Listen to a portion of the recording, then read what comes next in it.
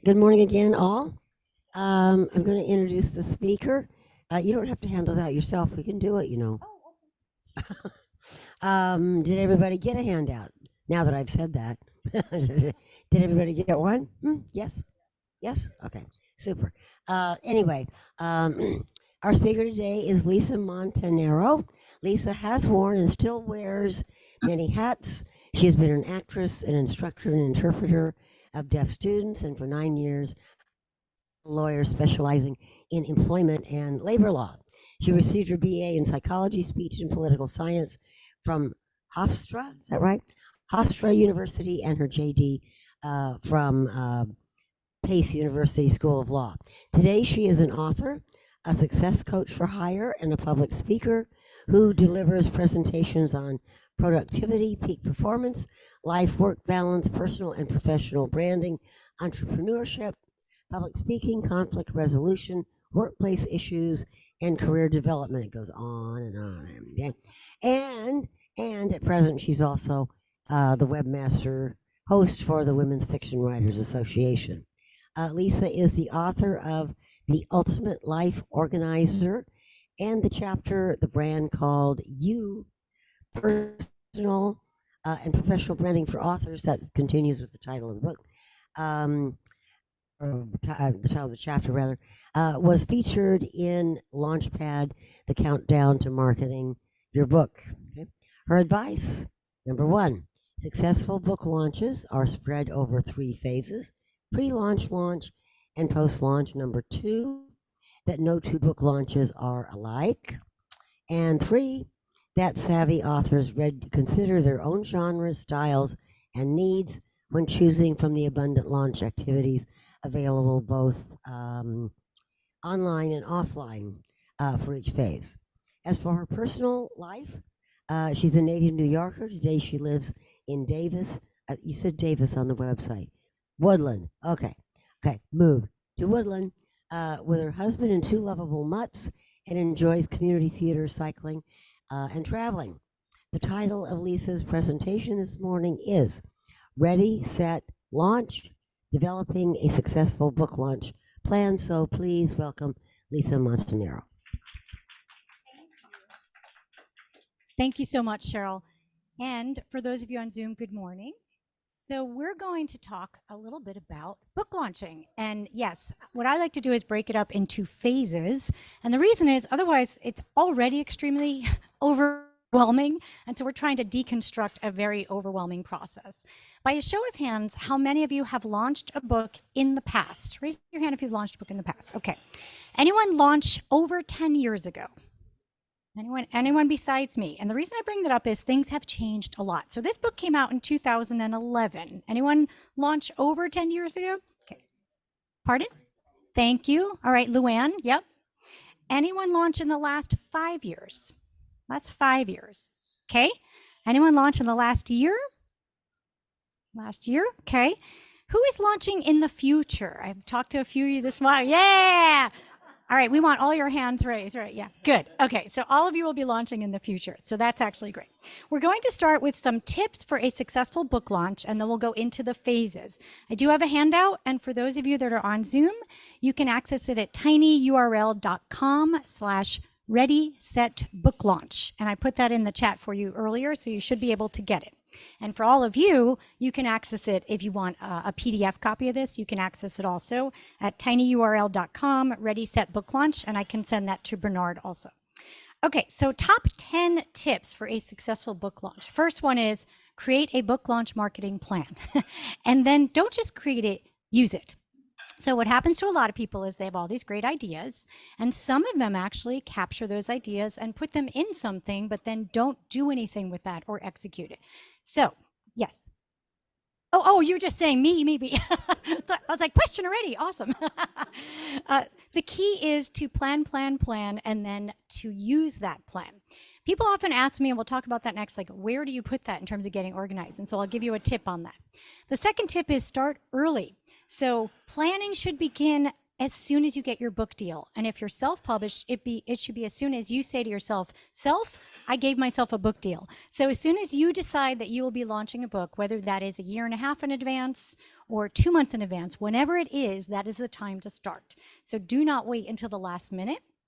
The third thing is clear the decks as much as possible when you know you're going to be launching. So in the weeks, months, maybe year leading up to that, if it's possible to not take on as many other activities with your family, with your volunteer work, with your work, if you can, that is a time to really give yourself another part-time job, which is your book launch. And it will take a lot of time to do it well. So clear the decks as much as you can. The fourth one is spread out activities. I have a friend that launched this week, and she is exhausted because she tried to do everything during launch week. Do not do that. You will burn out. And this is a marathon, not a sprint. So think of all the stops along the way as small little milestones and goalposts, and you do not need to do everything at all, and you definitely don't need to do everything all at once. Otherwise, you will burn out and hate your book and hate readers, and that's not what we want.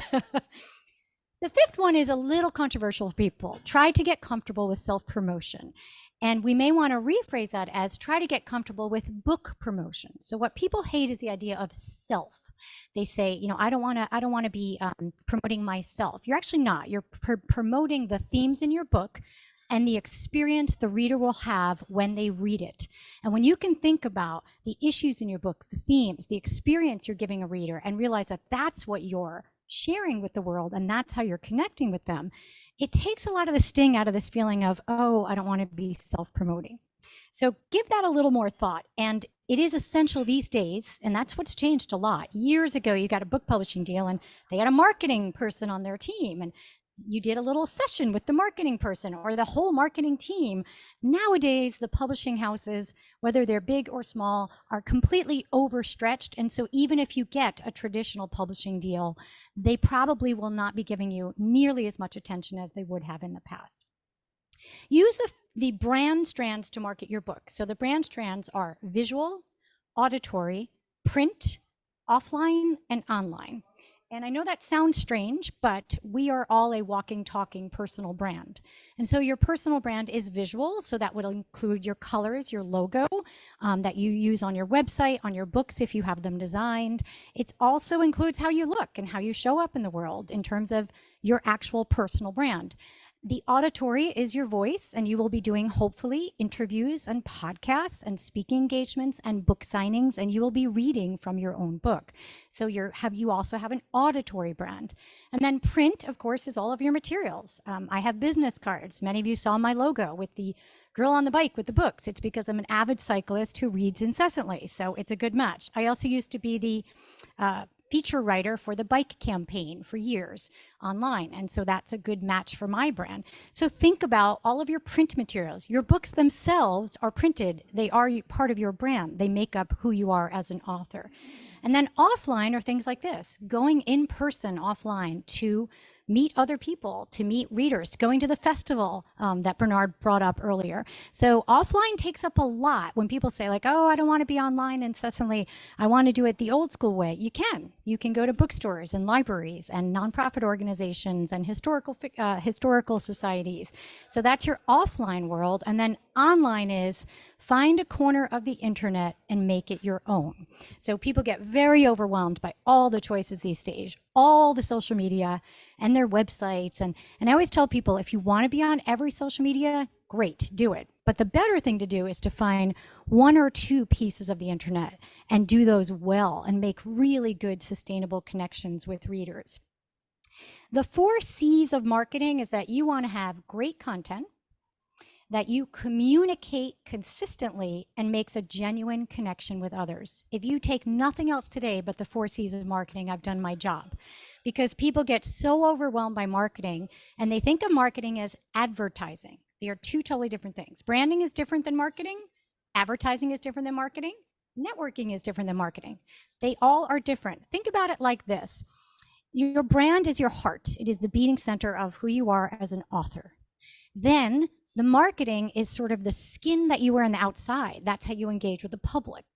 And then the networking is your smile and your voice and how you show up one-on-one with people. Advertising is your wallet. So they're very different. Leverage the internet. It is a valuable tool to help you. Try not to be afraid of it. Try to go towards towards the light. Find an area where you can build an audience and make connections. Test everything you can as a marketing person. Don't be afraid. Try new strategies, eliminate what doesn't work, and then do more of the ones that do. People that are really good at marketing will tell you that they fail a lot, but they fail forward. So they try things, and if it works, it's like going to a doctor and they're like, let's try amoxicillin. And if it doesn't work, you're like, great, let's not do that again. So basically think of marketing as prescriptive and try the prescription that works for you. And then the 10th tip is always have multiple marketing strategies running concurrently. And that way you can diversify the same way you would your financial portfolio. Don't just do offline, do a little offline, do a little online, see how it goes. The only thing I will say about the 10th one there is if you are testing advertising, then I wouldn't run multiple things concurrently so that if you see an uptick in sales, you can try to tie it back analytically to the one thing you did during that period. Other than that, I would diversify as much as you can. Okay, so who has a book coming out in the next 12 months? Raise your hand. Okay, so quite a few of you. So let's go back. We're going to reverse engineer, and you've got your book deal. And there are 3 ways to publish today. There is traditional publishing, which is through a publisher or press. And when I say that, I don't mean just the big 4. I mean all publishers that will either pay you in advance or not pay you in advance, but pay you royalties. So you either get your front end or your back end. But they're not asking you to pay them anything. So that is traditional publishing, no matter how big or small that company is. Then there's hybrid publishing, also known as assisted publishing. And hybrid publishing is where you pay a certain fee to a company, an organization, and they will help you get your book out into the world, and they will provide certain services, and be very careful to read that menu of services so you know what you're getting. And then there's what I like to call indie publishing as opposed to self-publishing. And the reason is that self-publishing, sadly, in the past was getting a bad reputation where people thought that it wasn't vetted and it wasn't good quality. That has changed wonderfully. But the film industry grabbed onto this great term years ago, indie films, and it actually has cachet. And so I feel like now our industry, publishing, has now grabbed that phrase, indie publishing. And so indie publishing is a little bit of a bigger umbrella. It includes some self-publishing and some very small presses. Indie means like not one of the big guys, So whether you're publishing traditional or trad, hybrid or assisted or self or indie, you're going to have a book deal coming out in the future. So the first thing to do in your pre-publication phase is get organized. And yes, the woman that wrote the book, The Ultimate Life Organizer, is telling you to get organized. But the reason is it will help you a lot. So people often say to me, I have all these great ideas for my launch and I don't know what to do with them and where to put them. So what I would consider is using some type of productivity software like Asana or Trello. They are free. And many people are using them, and you can put everything in one place. You can use an Excel spreadsheet. You can use a notes app like Evernote or OneNote or iPhone. Just put a note on your iPhone. You can use a master notebook or a binder if you want. And basically you want one ring, think Lord of the Rings, one ring to rule them all. You want one place for all of your marketing plan and launch activities. You also want to create a photo album on your smartphone to capture images for author branding and book marketing. That way they're all in one place. You take a picture of your book, someone's reading your book, people take a picture of your book events. You just keep adding it to that one album, and that way when you're looking for materials for your marketing, you have visuals and you have your brand. It also means you own the copyright. And yes, that's my lawyer hat. You don't want to worry about going out and getting stock images if you have your own. So start 12 months in advance taking pictures of your author journey. Get a graphic design account, something like Canva or BookBrush. They are free. They have ready-made templates where you insert your book cover and you can actually make beautiful graphics yourself without paying a ton of money. You can create attention-grabbing visuals. You can create a book cover countdown where you can have your book cover and it'll say 10 days, 9 days, 8 days, etc. If you don't want to do any of this, you can get a virtual assistant and they will do all of this. And there are virtual assistants for authors, and this is exactly what they specialize in. And they know how to use all of the author accounts. So they're pretty darn good, and many of them are reasonably priced. Yeah.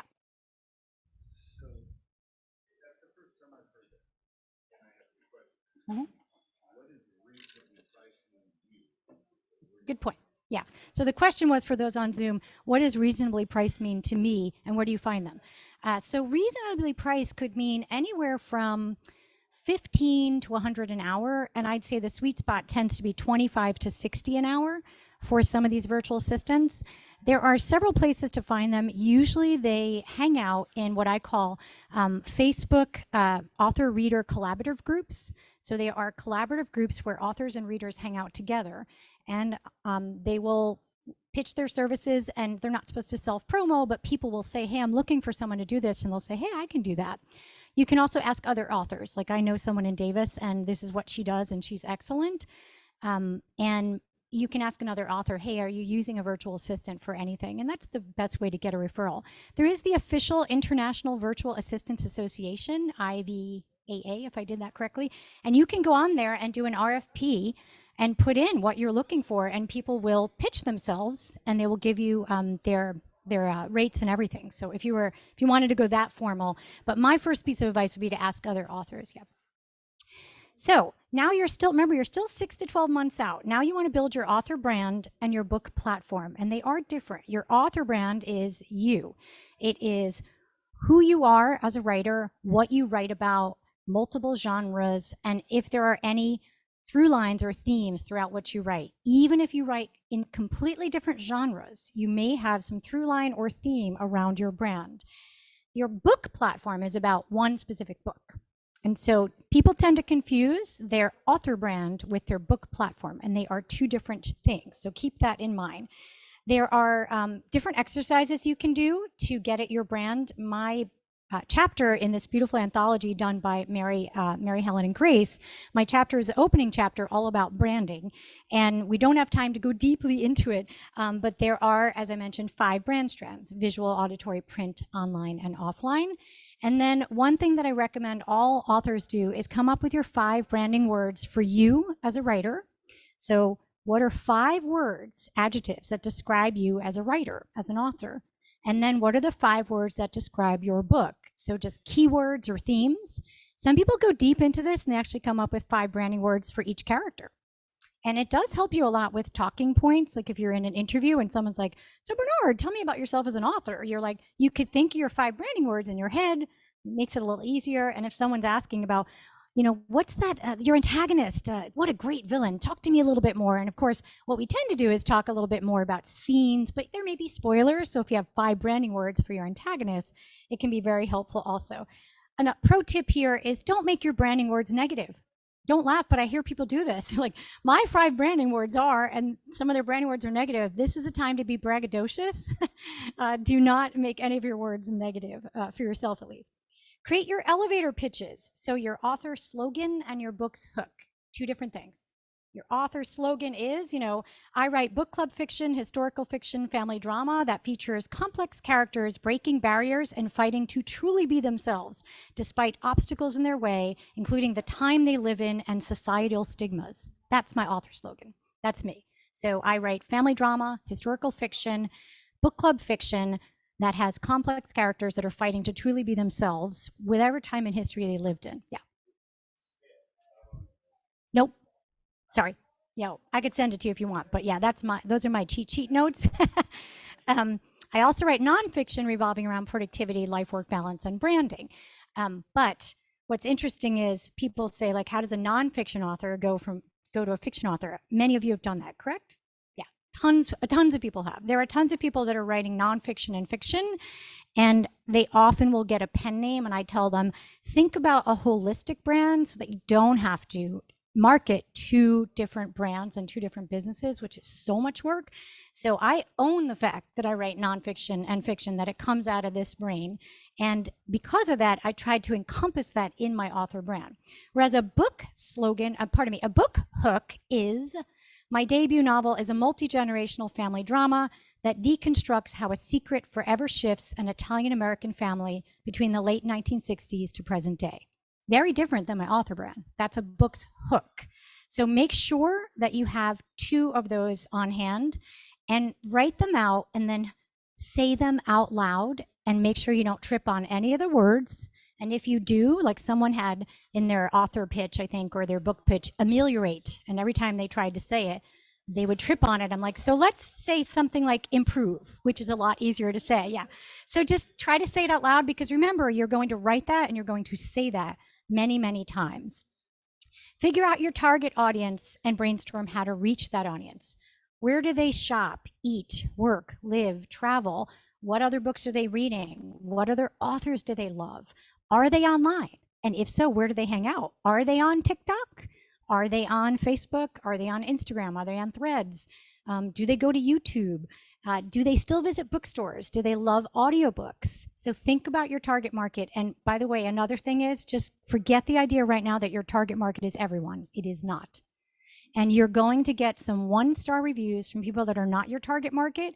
And it's okay, because when savvy reviewers go and look at that, they go, oh, you didn't get the book, idiot, go away. And those are your target market that'll look at the 3 to 5 stars and go, this book is for me. And when they see the 1 star, they will often realize that that's not your target market. So try to not get upset when you get your 1-star review. It means you've made it. So be ready for it, because it's coming. Yeah. If you have a marketing team, publisher, marketing consultant, if you're self-publishing, talk to them and make sure that their vision for what you're going to do with your book launch aligns with their vision. Just make sure that you're on the same page, because sometimes they may say, well, here's what we're thinking for your marketing. And you're like, no, that's the reveal in my book, and I do not want to reveal that in my marketing. I want to save that, something along those lines. Evaluate your social media. So what platforms are you using? Is it working? What could you add? Think about revising your bios on your social media platform. I see bios and it doesn't even say someone's an author. It doesn't say the name of their upcoming book. It doesn't send me to their website if they have an author website. So give that a little more thought. One of the stressors for a lot of people is, I'm on social media, Lisa, but I have no idea what to post. So I'm going to mention to you the concept of content buckets. Content buckets are, you put your content into larger overarching categories called buckets. And oftentimes for a writer, your buckets would include things like your writing world. So what's going on in your writing world? Oh, I just attended this networking event and heard the speaker. And you think readers don't want to hear about that. Readers love the behind the scenes of an author's life, their craft. Whether they're attending writer conferences, critique groups, they love the inside scoop. So that's your writing world. Then there's your reading world. If you're a writer, you better be reading. They want to know what you're reading, and do you recommend it? So that's your reading world. Then there's the themes that are going on in your book. So there's your book world. Where are the settings? Like I just talked to Cheryl about Gold Rush. She could be posting cool things about the Gold Rush era. Many of you have wonderful themes in your books. So that's your book world. And then there's your personal world. Sometimes they want to know, what do you do for fun when you're not writing? Oh, I do yoga. I play with my dog. I rescue cats. I bike ride. I travel. They want to know that. And you only have to share as much as you want. If you're very, very private and very afraid of revealing too much, pick 1 or 2 things in the personal bucket that feel safe and just reveal those. And then the last bucket is the larger world. And to this, I will just say that if you have passions and causes and interests in the larger world and you feel comfortable sharing them, that's great. Be careful of divisive topics unless that's part of your brand. So that's all I'll say to that. Stay away from a few things like politics and religion unless that's part of your brand. If it's not, then when you get to the larger world, there's 98% other things you can focus on, but not those. And so give a little thought to those content buckets, and I'll repeat them again. So they are your writing world, your book world, your reading world, your personal world, and the larger world. And if you just literally post about those 5 things, you will never want for content. So when people say to me, I have no idea what to post, there you go. And if you had 5 ideas under each of those, and 5 times, I don't know, did I say 5 or 6? Do the math. That's a lot of things. Claim your domain name. If you do not have your domain name, leave here today and go to GoDaddy and get it for $9.99. And the best domain name would be yourname.com. If you can't get that, add on your name plus writer, your name plus author, or your name plus books. So I have LisaMontaneroWrites.com, and I have LisaMontaneroAuthor.com, and I have LisaMontanero.com. Why? Because I don't want anyone to squat it. So, and it's not expensive for me to buy those. And you can buy them in bulk, even less expensive. So instead of being $10 each, you can buy them over 3 years and they're less. I also highly recommend you get your titleofyourbook.com. So my debut novel is coming out in the fall of this year, and it is Everything We Thought Was True. That's the name of the book. So I bought everythingwethoughtwas.com, and that goes straight to the books page of my website. It's a redirect. You could buy as many domain names as you want and redirect them to your other web pages, which is great. So if you haven't squatted your corner of the real estate yet of the internet, I highly recommend you do that. Create a website, even if it's a free one. You can use Wix. Many of the platforms now are easier to use than they were in the past, so that you don't need to use a webmaster if you don't want to. And the reason, again, to do that is social media can go away. We do not own any real estate in social media. This one could have a fight with that one. Musk can have a fight with Zuckerberg, and everything could go away. But your website, you will own. That is your real estate. And so I always tell people, get a website, get your own newsletter or subscriber list. And no matter what happens anywhere else in the internet, that is what is yours. And so when people resist, they're like, well, I don't really want a website. What will I put on there? You'll put on the things I mentioned. You'll put on what's going on in your writing world, reading world, book world, and your personal world and the larger world. And you'll put all that on your website, yes, before you're published. People often say, well, I don't need a website. I'm not published. If you wait to get your website as an author when you're published, you're too late. Because people will months before be like, where can I do pre-orders? Where can I find you? Where are you speaking? And so you want to actually do that much earlier. Get a subscriber list or author newsletter. Again, it's free. You can use MailChimp or MailerLite. There are many of them out there. They're pretty easy. MailerLite is actually spelled L-I-T-E. Mailer and then L-I-T-E. MailChimp is like a chip. And you can start a basic newsletter list. And again, if your fixed mindset is scarcity thinking, and you're thinking, who's going to want to hear from me? Lots of people want. Why? Because they want to hear what's going on in your books. So remember, you're not promoting you're promoting the themes in your books, the characters in your books, the world that you're building, the themes you're sharing, etc. You're going to link back on everything. Your website links to your social media. Your social media links to your website. Make it easy for people to find you. When you're ready, there are wonderful author websites called BookBub, Goodreads, BookBub, B-O-O-K-B-U-B. It's actually on page 2 or 3. I think it's page 3. And of course, everyone thinks of Amazon, and they go on to Amazon Central and they fill out their author bio. But there's also Goodreads. So you should claim your author bio on Goodreads once you have a book. And you should claim your author bio on BookBub also. And if you're doing, if you're on Barnes & Noble, fill out your author bio there. Another thing to think about is if you're doing giveaways, if you're looking for early review readers, if you're giving out ARCs, which are advanced reader copies. You hear people use this acronym all the time. And ARC, they mean capital A, capital R, capital C. And so if you're giving out ARCs to get early reviews, then you can do that through something called NetGalley or Book Siren, like sirens. And that's another way to get early reviews. You can also create a launch team or street team of people that love your writing, and you ask them to help shepherd your book into the world. And so your street team or launch team can post early reviews for you on Goodreads, not Amazon. You can't post any reviews on Amazon until the book officially publishes. So all your early reviews should be put on Goodreads, and then you have to beg and say, hey, street team, I love these reviews. Can you copy and paste them over to Amazon. Today's the day. And you will have to beg because people might put them on Goodreads a month or 2 or 3 in advance and they'll forget. And you're the one that wants them on Amazon. Join writers groups. I gave you a list of some to join. You have a fantastic one right here. Take their free advice. Research book festivals, awards, and contests. So you've got a book festival going on right here. But if you're interested in awards and contests, there is an amazing website called bookawardpro.com. It's in your notes. You can do a free profile on there, and you can put in your book's genres, and they will match you with tons of contests and awards that you're eligible to apply for. I just found out about it recently, and I was like, wow. I heard the woman that runs Book Award Pro speak. Absolutely lovely, lovely person. And she runs this. They do have a paid one where they will submit for you.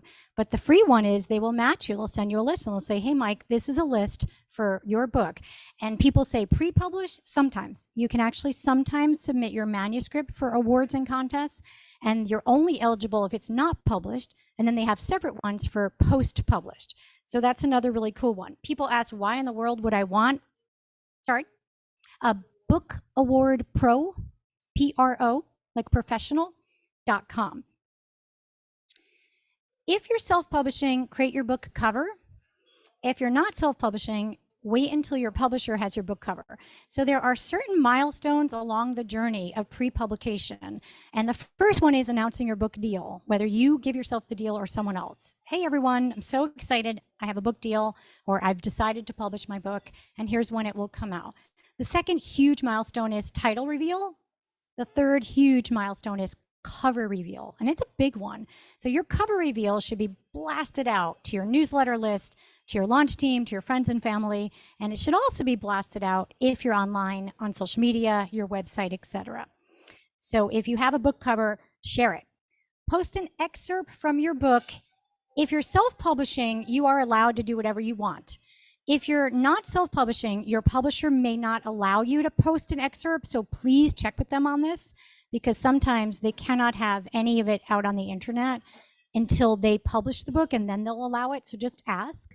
But if you wanted to post an excerpt of your book, you can, and you can, sort of wet people's whistle. You see people go into the Amazon and they do the look inside, and they read a chapter, and then any of you ever go to the airport, you go to Hudson Books, you pick up a book, you read a chapter, and then you go, yep, I'm going to buy this. So people get really nervous about giving away pieces of their writing for free that they're also selling, but think of it as what we call a free irresistible offer or a free irresistible taste. If you want to take a deleted scene that didn't make it into the book, or a sort of accompanying scene that didn't make it into the book, you can then make it what's called your reader magnet. And that's what you can use when people subscribe to your newsletter, and they get that as a download when they join your list. And what's cool about that is they feel like it's a quid pro quo. They feel like you're giving them something. And by the way, they get to know your writing. And then if I downloaded Bonnie's free reader magnet and I'm like, wow, this is really awesome, I then might want to buy her book. So keep that in mind. Gather the names of book bloggers, bookstagrammers. If you don't know what a bookstagrammer is, there's an app called Instagram. It's social media. And on Instagram is a whole community called Bookstagram. Just like on TikTok is a whole community called BookTok. Everyone thinks it's separate. It's actually within the social media, and all it is people use a hashtag, which is a fancy name for what we used to call a pound sign. Anyone remember real phones when you like hit pound, So basically what people on Instagram do is they put in hashtag Bookstagram, and yes, they talk like this, yeah. And they read voraciously, and they are book influencers, and they post pictures of books and share books. And so if you're on Instagram, get the names of some of them. And by the way, all you need to do is set up an account for free on Instagram, and then you can contact these bookstagrammers and book bloggers, and they have tours. And what that means is your book makes its way around Instagram. And so think about it. If you have 15 bookstagrammers and each one of them has 5,000 followers, you do the math again. That's a lot of people seeing your book. So that's why you want to get to know these people. You should also be contacting book reviewers, podcast hosts, and collaborative reader-author Facebook groups, book clubs, and then anyone else that you think is interested. I'm amazed how many people don't go to their local library. and tell them, hey, I'm a local author, my book's coming out. You should be going to your local indie bookstores months before your book is ready and introducing yourself and buying some books from them and attending other people's book events. And every time you attend someone else's event, you go over to the person that owns the bookstore and you remind them, hey, this is Sandra and my book's coming out later this year. I'm so excited to work with you then. So plant all those seeds. Chambers of commerce, depending on what you're writing, historical societies, wineries. Maybe your book has wine themes in it. Think outside the box. This book, the Ultimate Life Organizer, was at office supply stores in New York, and I used to go to book readings at places like Staples because people come there to get organized. So think about, what are some themes in your book, and maybe think outside of just libraries and bookstores. Local media. People love a success story when a local person publishes a book. Think about your local newspaper, your local television, your local radio, etc. So, by the way, all of that was 6 to 12 months in advance. Okay. So if you need to do some catching up, it's okay. You're going to go get your domain name. You're going to reach out to some bookstores. You're going to get your cover reveal, and then you're going to be in phase 2. So now you're definitely within the 6-month period. Now you're going to start gathering what are called author blurbs. They were also known in the past as, I'm trying to think what they used to call them, back cover jacket reviews. So these are other authors who will give a testimonial about your book. People always say to me, A, who do I ask? B, I'm nervous to ask. And C, first of all, everyone has to do it. So you are in good company. And authors know how this is. I mean, I get requests from so many people, which I am honored, knock on wood, to get. And it will say, hey, Lisa, I have an an advanced reader copy ready to go. It has been developmentally edited, but not line edited or copy edited. And I'm publishing by this date. Would you be willing to read my manuscript? And then if you like it, write me an author blurb that will go on the back cover. Or many publishers like mine will not put blurbs on the cover. So they will put the blurbs on Amazon and Goodreads.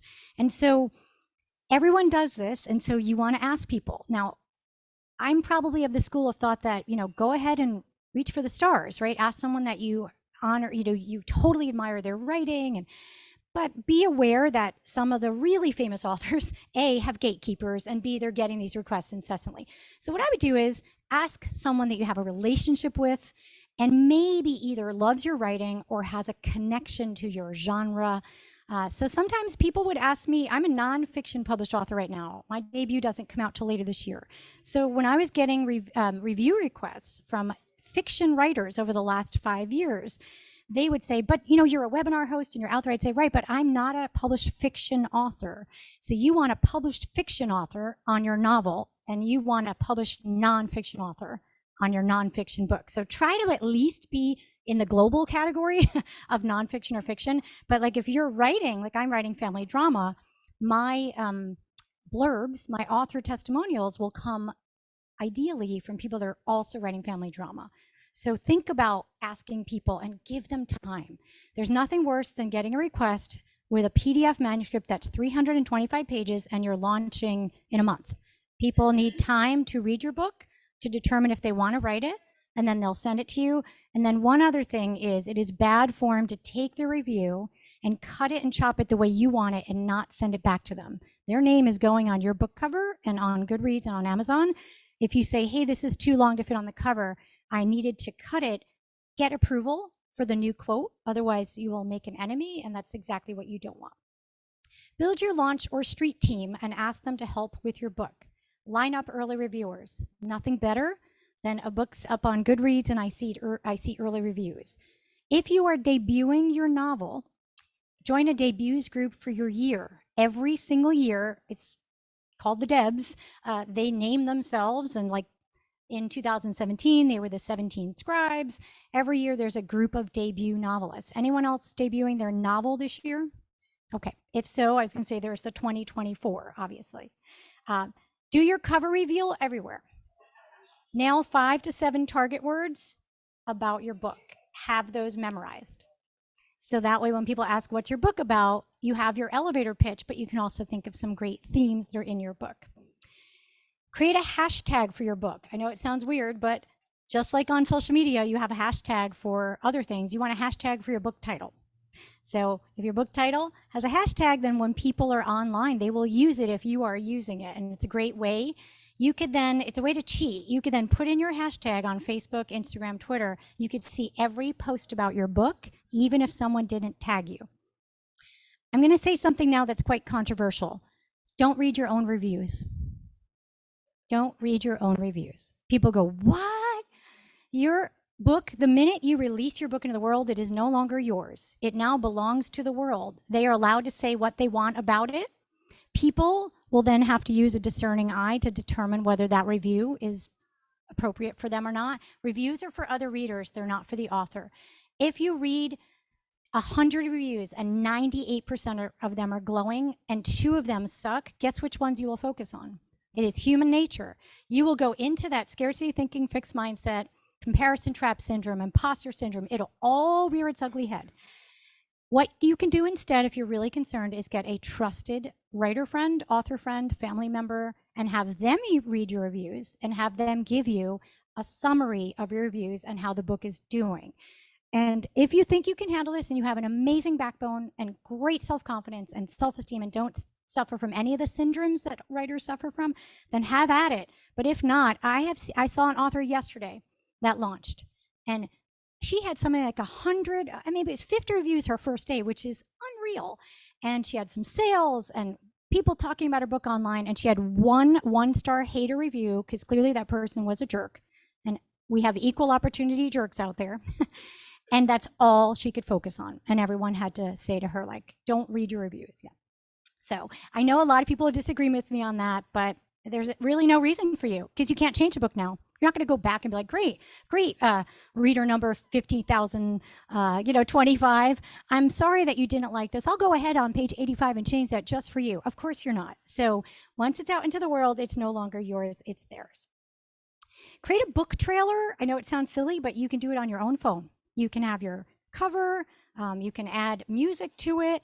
People love video today.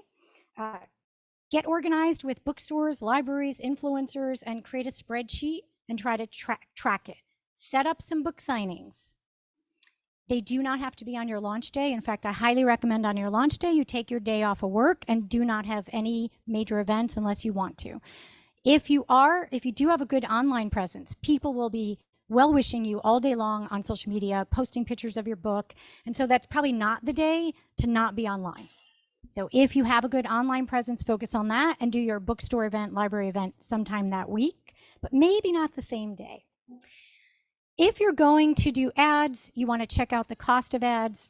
I'll be honest that depending on which platform, ads are hit or miss. A lot of authors don't have good experience with them. Some authors do. If you're going to try it, just remember, you're going to open your car window, throw money out the window. And if you're okay with that, yeah, that's how you have to look at it. If you're okay with that, if you say, hey, I'm going to put a budget aside of $250 to do some ads on Facebook and Amazon, the 2 best ones, Facebook and Amazon, and see how it goes, then do it. But don't expect magic. Just being honest there, yeah. So now you're within 3 months.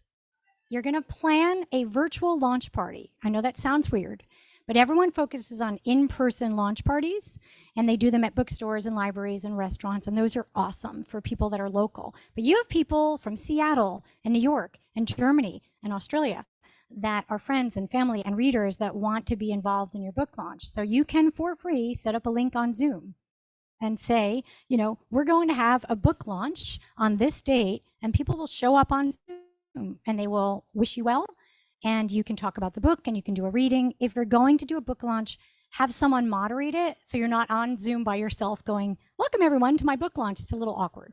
So have a writer friend get on there and say, hey everyone, welcome. Lisa's going to talk about the book, and then we're going to do a reading and open it up to Q&A.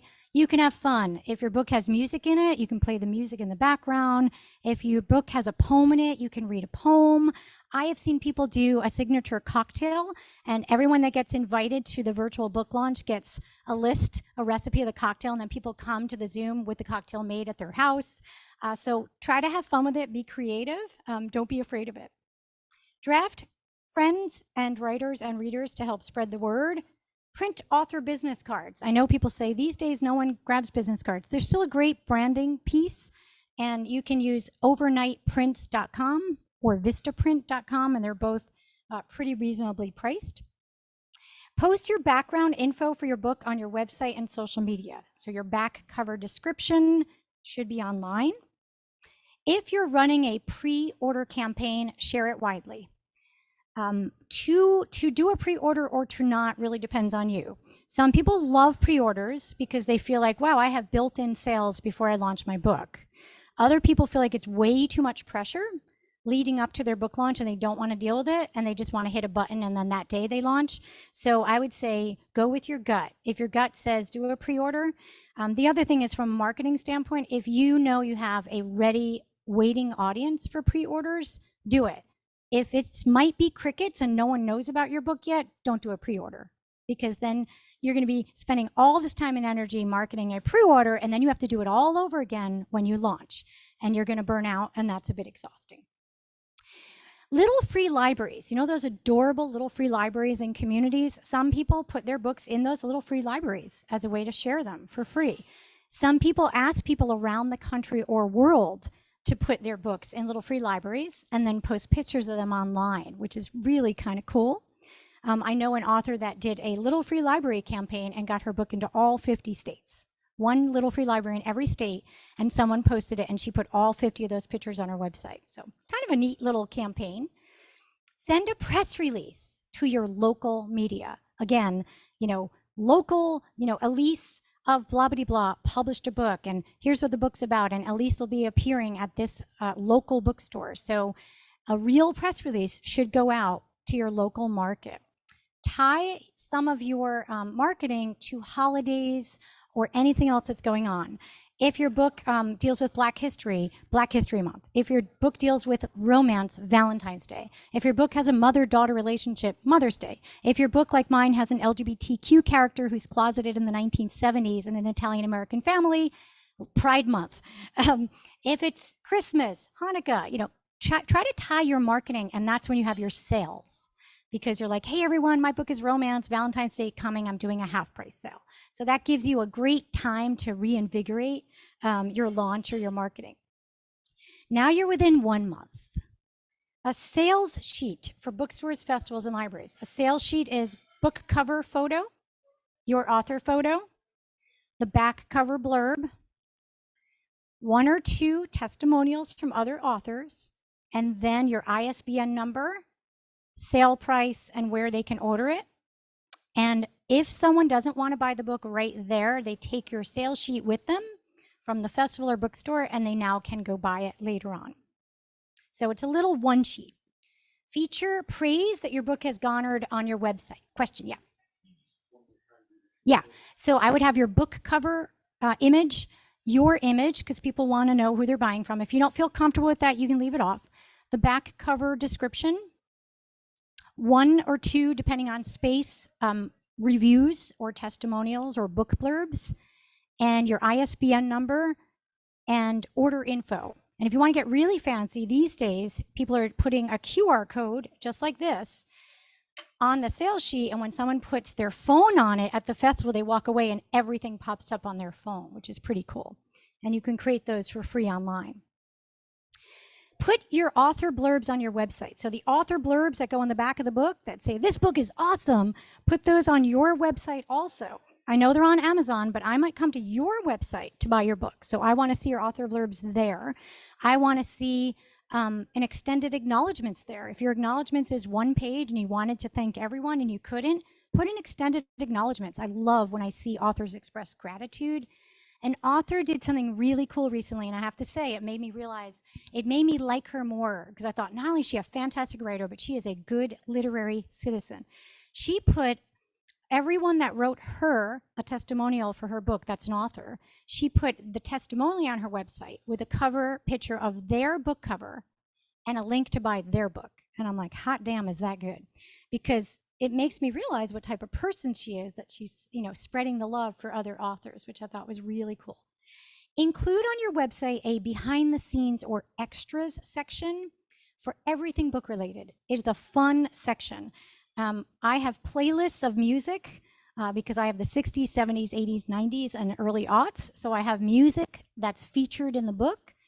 Recipes, because I have an Italian American family, so I have pasta picelli and I have cappuccino and all sorts of other things in there.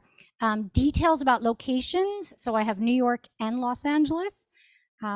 Deleted scenes, people love that. They're like, didn't make it in the book, but Bernard, that scene is so good. You're like, thanks. Links to your Pinterest board, if you created them, they're like mood boards if you don't know what Pinterest is.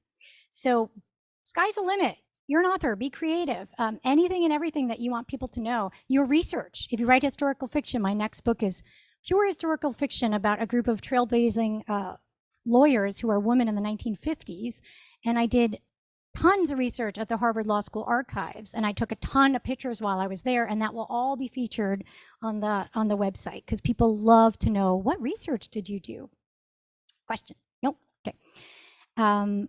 Post your events calendar on your website so people can find out where you're going. Send invitations to your launch parties. This bullet is so important here. Create a list of topics and interview questions that you expect to be asked when you're talking about your book. And then write out also the answers for yourself. And that is called your talking point sheet. When people say to me, I'd love to do podcasts, but I'm so nervous they may ask me something. Think of all the questions they can ask you and then answer them. And here's another pro tip. I'm a webinar host. And when people that have you on, they want you to feed them. If someone sends to me, hey, Lisa, here are the typical questions I get asked about my book. You don't have to give them the answers, but here are the typical questions and then they'll throw in their own also, but they like you to do their work. And the good news is you now have all those answers. And so if you've thought of almost anything they could ask you, then you'll be less derailed. Yeah.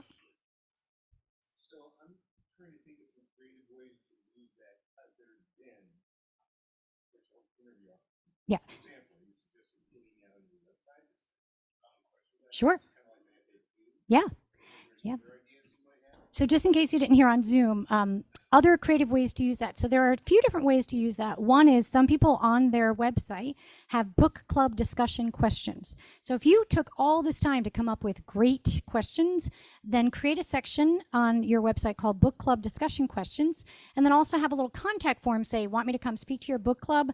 Locally, I go within an hour of Sacramento. Virtually, I'll meet your book club on Zoom. And that can also open you up to book clubs around the country and the world. So that's a great one. Some people do put FAQs on their website, but usually it's in the form of book club discussion questions. But another cool thing is once you have your talking points and you see some major themes, turn that into personal essays and think pieces to market your book. So there are many, many websites and publications that love when an author shares a personal essay about a theme in the book, a setting in the book, their writing process. Again, think broadly. So that actually becomes a great way to market also. So the point is repurpose your content, repurpose your content, repurpose your content. Don't ever let it go to waste. So if you're prepping for interviews and you're like, wow, pat myself on the back, this sounds pretty good, turn it into an essay and submit it, and also make it some book club questions. And memorize your elevator pitches because you will be saying them over and over, but then don't sound memorized. So try to memorize it, but then don't sound like an infomercial. Now you're at launch, okay? And you're going to write posts, meaning online, social media related to your book and the launch. You can do what's called countdown. So people will do 14 days to the book launch, 13 days, and they actually show, a little countdown. Some people will do a cover with like a paper bag look over it, and then they will slowly reveal the cover. So they do all sorts of really cool things. Post pictures of your book, obviously. Better yet, ask readers to post pictures of your book around the world. So an author did this. It was the name of her book. It was The Antidote for Everything, and she did The Antidote for Everything is Traveling. It's like, remember Where in the World is Waldo? It was Where in the World is the Antidote for Everything? And she had people in all different parts of the country and world post pictures, and she added those to her website and social media, and it was really fun. Create a book giveaway to get more people interested. Thank people that have reviewed the book. Send them an email, thank them. These people took time to review your book. I don't mean random reviewers. I mean your actual street team, like the people that you said, okay, everyone, today's pub day, get your reviews on Amazon. And those 20 people did it, or 10 people or 5 people. Thank them somehow. Run an Amazon or Facebook ad if you want to test it. Offer to guest blog or submit a personal essay on any of the topics that show up in your book. Reach out to readers and let them know you're available to speak at their book clubs. Book clubs are awesome. Another really cool tip about this is make friends with a librarian and ask the librarian, so Agnes, what are the really active book clubs in the community and how can I get in with them? Some librarians will actually agree to send your manuscript to book clubs before it's published and ask them if they love it to post early reviews. So make friends with the librarian because they really do have the inside scoop. Do book signings that hopefully you scheduled earlier. If you didn't schedule book signings or book clubs, you can do that for years after your book's published. Years. When people say to me, what do I do post-launch? Everything on this list can be done post-launch except for the things that can only be done pre-launch. Write think pieces and personal essays. Prepare a talk or class about your book themes or pathway to publication. My God, I was hearing what you're writing about: elder abuse, mental health issues, the gold rush. All of those, whether they're fiction or nonfiction, have amazing themes for universities, for colleges, for nonprofit organizations, for historical societies. So think bigger than just a book club. Put your book on sale or consider adding it to Kindle Unlimited, which pays you not by the book sale, but by the pages read. Slightly different. You can cycle into Kindle Unlimited for months, test it, and you can cycle out. I know some self-published authors that are making a killing on Kindle Unlimited, like thousands of pages read a month. And some have tried it and went, nah. So a lot of it is just testing. And of course, last but certainly not least, start writing the damn next book, right? Because what people want is your backlist. So the way that you make money as an author, not that we're all doing this to make money. If we were all doing this to make money, I would have stayed a lawyer, right? The way you make money is once you have a backlist, people find your book, and it could be book, 5, 3, 1, and then they're like, I want to read everything you've ever written, and they go buy your backlist. So that's what that refers to. And so the reason why you want to keep writing is not only because you love it and you have so much to share with the world, but also it's the way to make some money. 2 recommended resources. I would be remiss if I didn't recommend this great anthology. It's actually a 3-part series.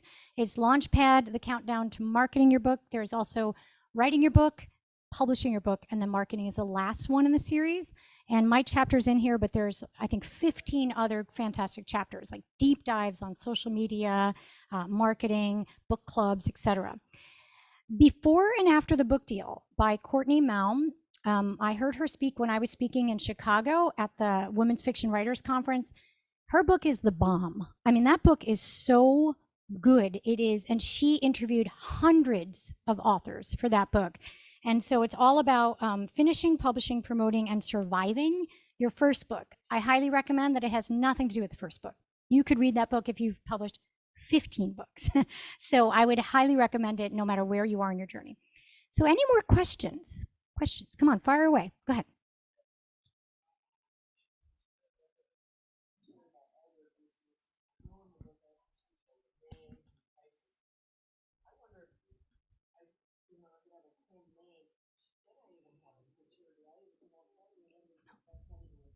No.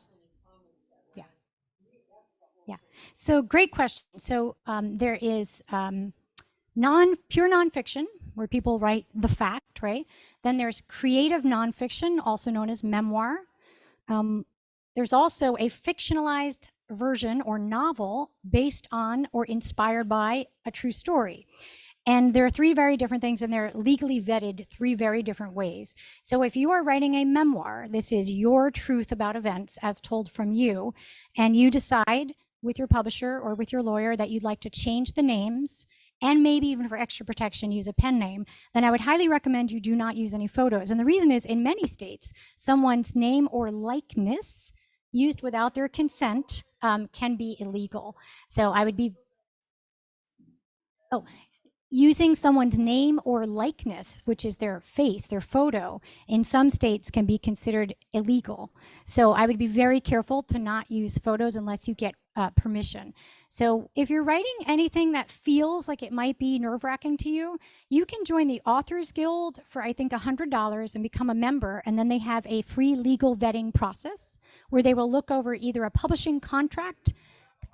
they may include your manuscript, but don't quote me on that. So you oftentimes people will say, you know, can I get insurance for this? You can get author insurance or media liability insurance, but the better thing to do is to have someone vet your manuscript. So my book is inspired by the truth, but is completely fictionalized. And of course, everyone's name is changed, etc. But if I were writing something where it was heavily the truth and it were memoir, then I would probably be very careful about changing the names and not using photos. If you decide to use a photo, then just get releases. Just get people to sign a release saying, I give you permission to use this photo. Oh, okay. I'm sorry. I misunderstood you. I thought you meant their photo. Okay. Oh, you will not be able to protect that. I can find out anything I want about you on the internet by hiring a hacker. It's a sad. There is only one person in the world right now that has a pen name and no one knows who she is. Her name is Elena Ferrante and she's from Naples, Italy. No one knows who she is and she's the only one. And people keep trying to find it. And the reason is her books, the Neapolitan novels, were 1950s mafia and they're phenomenal. And she is still alive and didn't want to out herself. Other than her, you can find out anyone's pen name. It's so easy. You name an author, I could probably tell you who they are. So you can use a pen name, and you cannot use your photo. You can use a logo, but just realize that people will eventually find out who you are. It's really hard for you to put up a firewall around yourself. And if you're going to promote, the minute you show up at any live event as you, and I take a picture, you're outed. Like, that's it. Yeah. Yeah. So changing the names will work really well for you. Yeah. Any other questions? I know we covered a lot. Yes. Oh, sure. So you can, I think my stuff is on here. Here's my card. So lisamontanarowrites.com is my website. And if you just put Lisa in front of it, it's my email. So it's just lisa@lisamontanarowrites.com. I do writer coaching, business productivity, branding, and mindset coaching for writers. So if you're interested, but I'm not here to sell because I'm clearing the decks this year. So this is my year to not work as much. So if I think I can help you, we could certainly do a session. And if I think that I could just give you some great free advice and send you on your way, I will. So yeah. Anyone feeling a little, I was gonna say, anyone feeling a little better about launching now? Okay. So first, yeah. First thing to do is get organized. Remember, get organized. And then remember, it's a marathon, not a sprint. Do not do everything at once. And pick a few things that you can do well and knock it out of the park with those. And then go back to the Bible, go back to the list, and pick more. So you can get the PDF of this if you want to turn this into your marketing plan.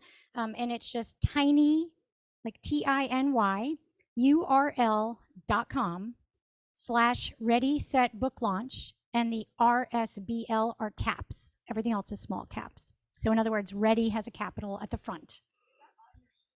No, it's not. I created it last night because I realized that some of you might want it. So tiny, TINY, URL.com/